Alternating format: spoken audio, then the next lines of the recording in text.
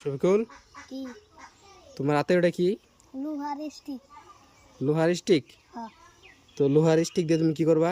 তীর বানাম।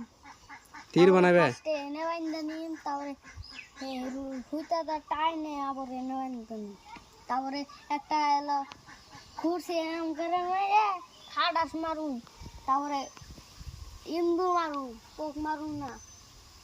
পোক চোখ মারবা না? না, হ্যাঁ। পোক মারুন লাগে না, ঠিক আছে? পোক মারলে কি হয়?